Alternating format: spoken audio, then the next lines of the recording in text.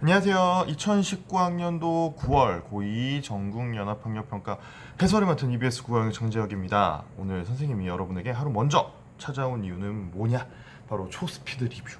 우리가 함께 봤던 이 시험을 먼저 한번 확인해보고자 여러분을 먼저 찾아왔습니다.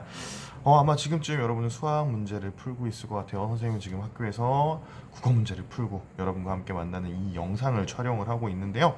많은 친구들은 아마 여름방학 때 열심히 공부했고 그 공부한 결과를 이번 시험에서 확인하고자 굉장히 긴장된 마음으로 문제를 풀지 않았을까라는 생각이 듭니다. 우리가 풀었던 문제는요, 일단 화법과 작문 같은 경우는 매우 평이했던 것 같다는 생각이 들어요. 일반적인 문제 유형이 그대로 또다시 반복적으로 출제가 됐기 때문에 많은 친구들이 그다지 당황하지 않으면서 해당되는 문제에 접근하지 않았을까라는 생각이 듭니다. 그리고 문법에 대해서 이야기를 하고 싶은데요. 문법 같은 경우는 선생님 개인적으로 좀 좋았어요. 왜 좋았냐면 문제가 쉬웠다 어려웠다를 떠나서 좋은 문제들이 많았다라는 생각이 듭니다. 우리가 일반적으로 중요하다고 생각을 해서 많은 문제들 혹은 지금까지 기출 문제를 통해서 확인했던 출제 요소뿐만 아니라 별로 잘 다뤄지진 않았지만 중요하다라고 흔히 이야기하는 여타의 출제 요소들을 바탕으로 해서 문항들이 제시되었어요. 많은 친구들이 우리가 고등학교 3학년 때 수능을 공부하기 위해서 대비하는 과정에서 이 학력평가 문제들을 풀고 있는 거잖아요. 중요한 요소들을 하나하나 검토할 수 있다는 측면에서 이번 문법 문제가 정말 좋지 않았나라는 생각이 듭니다. 그리고 문학 같은 경우는요, 많은 친구들이 문제를 풀면서 좀 익숙하다고 생각하는 지문들을 많이 만나지 않았을까라는 생각이 들어요. 선생님도 굉장히 감동적으로 보고 눈물을 막 흘렸던 그 집으로라고 하는 영화의 이제 시나리오가 지문으로도 제시가 됐고요.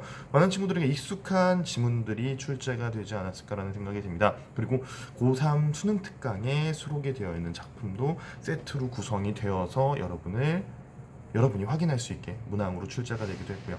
따라서 상대적으로 낯설지 않은 혹은 낯설더라도 쉽게 접근할 수 있는 작품들을 제시하고 있었기 때문에 문학에서도 어떻게 문제 속에 등장하는 매력적인 오답을 피해서 답을 찾아낼 수 있는가가 굉장히 중요하지 않았을까라는 생각이 들어요.